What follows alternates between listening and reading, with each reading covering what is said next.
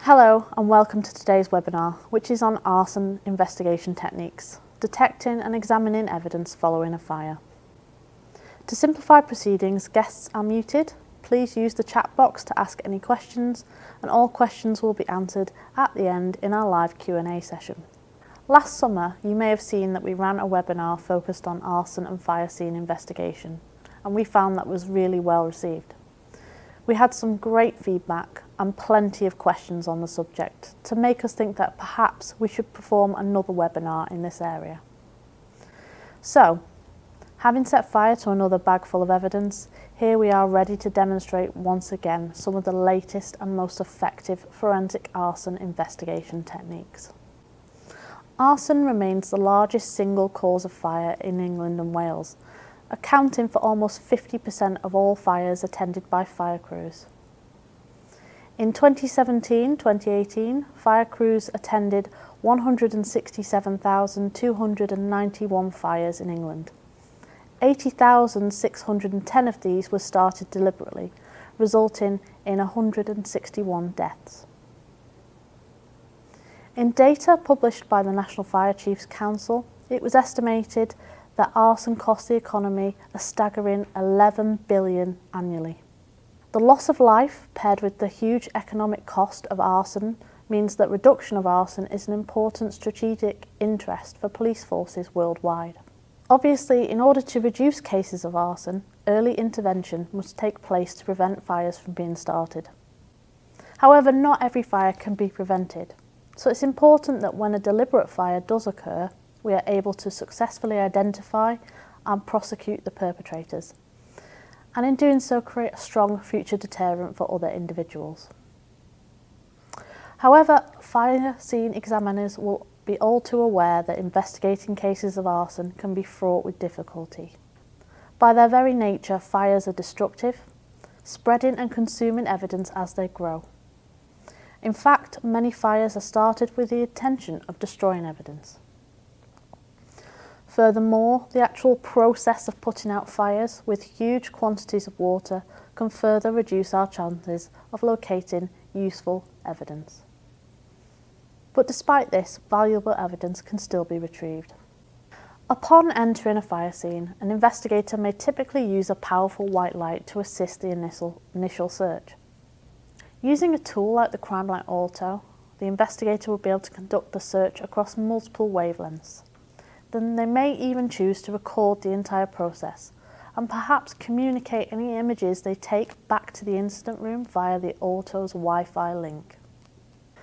Prior to this webinar, Foster and Freeman had the privilege of visiting Gardner Associates Training and Research, or GATR as they are known. They are Europe's largest provider of interagency fire investigation training to police and fire authorities. From its launch in 1996, Gardner Associates have assembled one of the most experienced and knowledgeable multidisciplinary team of practitioners who are amongst the best in their category. Amongst this visit, we were able to capture live footage of fire scenes. So let's take a look.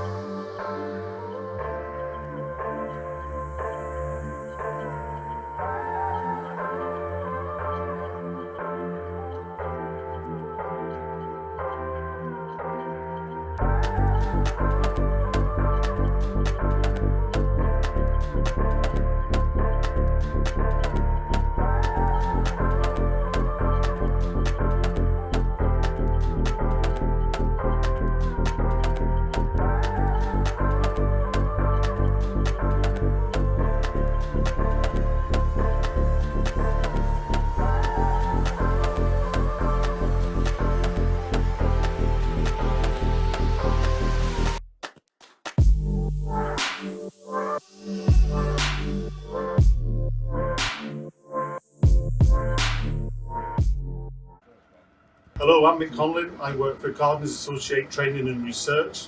This is one of our fire scenes. We've actually set fire to this approximately 2 hours ago. The scenario is, this is a child's bedroom.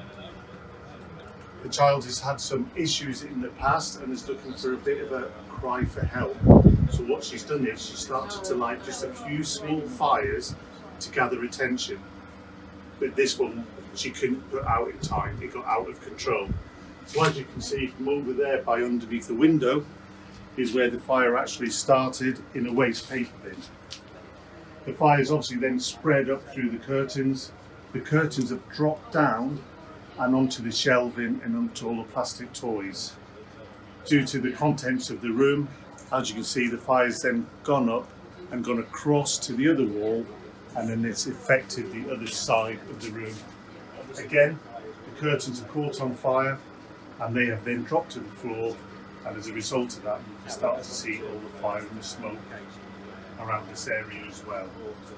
This fire never reached flashover, and as you can see the carpet and everything at this end of the room is still pretty much intact.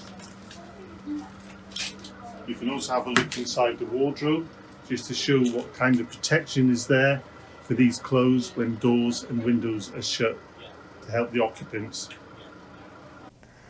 Items of evidence detected at a fire scene may include incendiary devices, such as lighters or matches, the presence of ignitable liquids or accelerants, perhaps also indications of forced entry.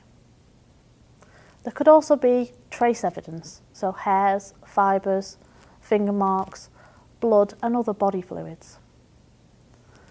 Potentially we may have evidence of other crimes in addition to the possible arson.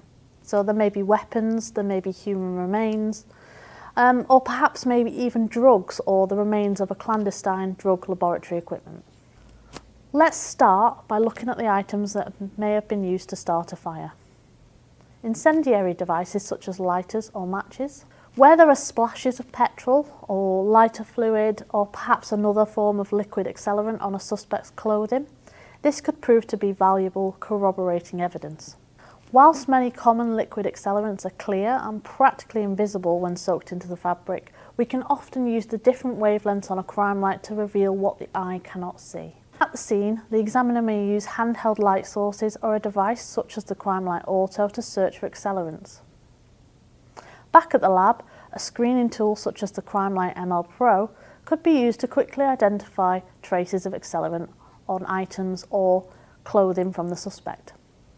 Many common liquid accelerants can be revealed by the fluorescence which they emit when they are subjected to intense narrowband illumination, either in the blue-green or under green wavelengths. As the fluorescence of these liquids is very weak, it is essential that examiners employ a powerful light source and the appropriate filter goggles or camera filters. Here at Foster & Freeman we use anti-glare coated ProVision lenses to make certain that no trace is missed and to ensure the best possible image during photography. A fluorescent light source or all-in-one illumination and imaging device can also be used to reveal traces of physical evidence at the crime scene. Using lights in the very low end of the spectrum, so UV, violet, blue, blue-green, we can reveal items including fragments of bone or teeth, which will fluoresce brightly against the typically dull soot and ash coating the environment of a fire scene. While it can hide traces of evidence, the presence of a thick layer of soot at a fire scene may also benefit the examiner by providing a protective coating under which finger marks may remain undamaged by the fire. One of the other evidence types which you may come across in an arson scene, particularly in an arson scene with human remains, is bone or teeth fragments. Now here we're just using a white light on our fragments at the moment on our Crime Light X Serology. So the Crime Light X Serology is one of our newest crime lights and features 5 different wavelengths of light, including the white light seen here. We can also cycle through the light sources, and we have UV through the violet, blue and blue-green. Now, bone and teeth will naturally fluoresce under different wavelengths of light, and the crime light X serology is perfect for searching for bones and teeth. Here we're using a blue light source, which is inducing the fluorescence, and this may make it easier if you're having to search crime scenes for human remains to actually visualise and find this type of evidence.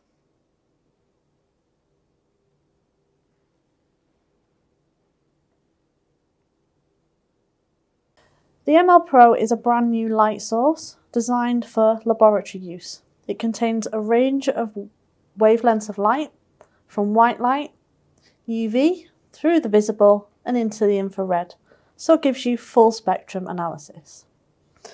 In this example, we're going to have a look at some accelerants on fabric. Here, as we move through the white light, we cannot see any signs of accelerants on the evidence. One of the features of the ML Pro is it allows you to perform a full scan across the spectrum. So we'll start with the white light, moving through the UV, the visible and the infrared.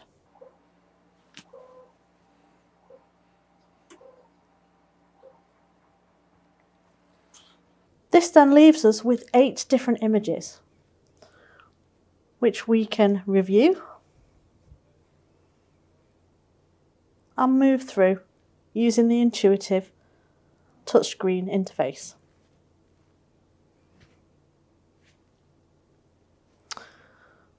We can also create comparison images. So here we have the original white light image and evidence of the accelerants, now visible under a blue wavelength. These images can be saved, and the individual images or the combined images can be taken off for further review. Here in this second example, we have another example of accelerants, this time diesel on a red t-shirt. Here in the white light, we're struggling to find any trace of the accelerant as we move across the shirt. Now, accelerants can be most commonly found either with a blue-green, or a green light source. But here we're still struggling to find this accelerant. If we move into a red light source, we can actually start to see traces of the accelerant on the shirt.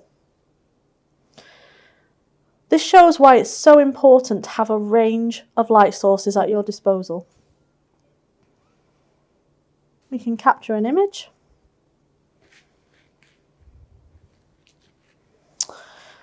If we also, on the software, go back into the white light,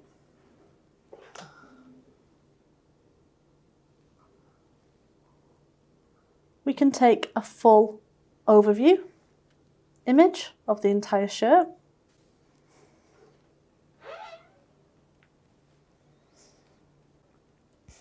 And then one of the best features of the ML Pro software is the ability to create a report. Here we have our overview image. We have our individual captures. And we can place our individual captures on top of the overview exactly where the stain has been found. We fill in a case name,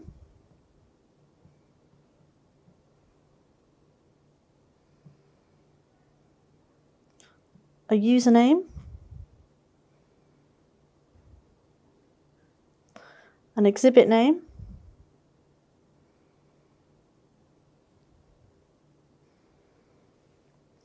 and then we can save our report.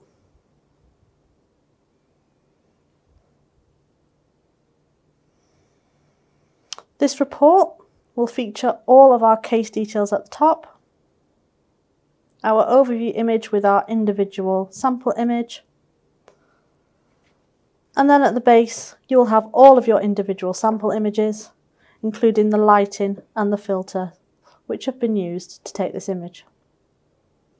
This report can then be taken off the ML Pro software and placed into the case file, ready for review. So here we have our DCS5 system. This is our system for imaging finger marks and other types of evidence. But today we're going to use it to have a look at some pieces of evidence that have come from a burnt crime scene. In this first example, we're going to show you a knife under what we term coaxial illumination. So we use coaxial illumination when you have reflective surfaces, when you have kind of metal surfaces like this, which may be reflective, and shining a simple white light onto the evidence will just come back up into the camera and we won't be able to see our evidence. Now, coaxial illumination removes a lot of that reflection and glare from the sample.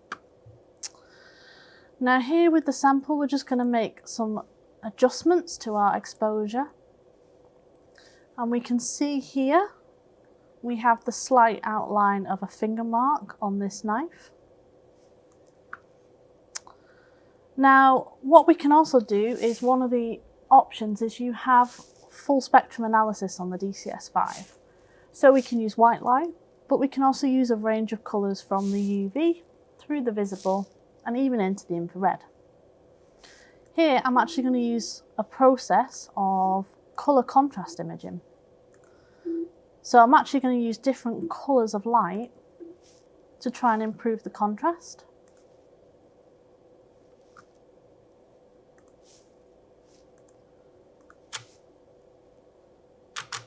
Let's take a preview image of our knife, and we can see we've used coaxial illumination to remove that glare, but we've also used colour contrast imaging to further improve that finger mark, even showing some small pore level details here visible.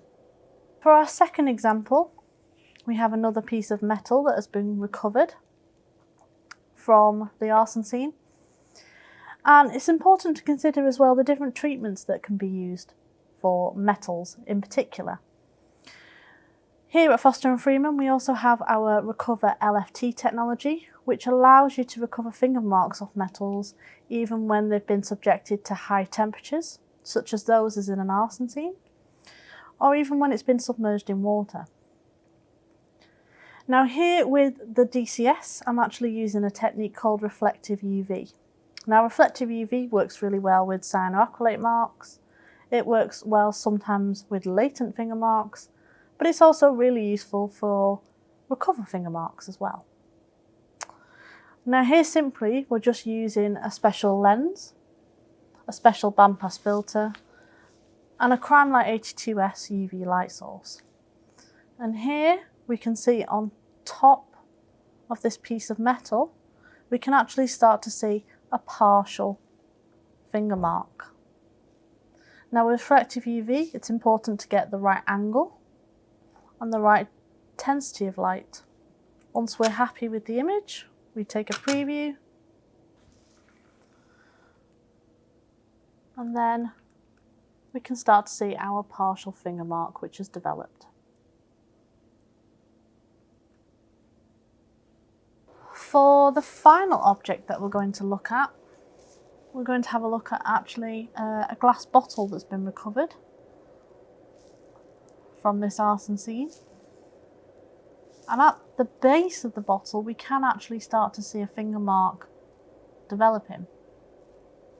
This is just in simple white light at the moment, but we're going to try and improve this with other non-visible techniques. So we're going to move into the near infrared part of the spectrum, adjust the angle of light, and there we have our finger mark. We take a capture, a preview,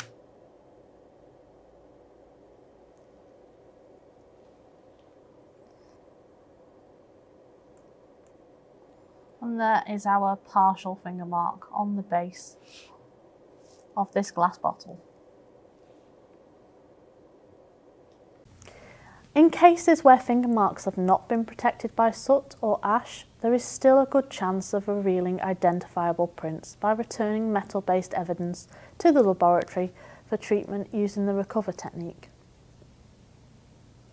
Usually when we are looking for finger marks, perhaps staining or applying powder to a mark, we are attempting to visualise the physical presence of fingerprint deposits made up of sweat or natural skin oils. The recover technique doesn't rely on physical traces being present on the subject and is capable of developing high-quality marks, even after all biological trace of the mark has been removed. The unique chemical process of recover actually develops finger marks on the deposit sites where the finger marks previously were. A chemical reaction between the finger mark and the metal causes the near invisible corrosion to occur on the metal surface. The recover chemical adheres to this abrasion to reveal the ridge detail. You may have seen in our previous Arson webinar we did have some fun testing out just how effective the recover process can be when treating evidence that has been subjected to intense heat. Whilst some of the marks that were found in that demonstration were visible to the naked eye after being fumed with recover, we would always recommend using the best available imaging system.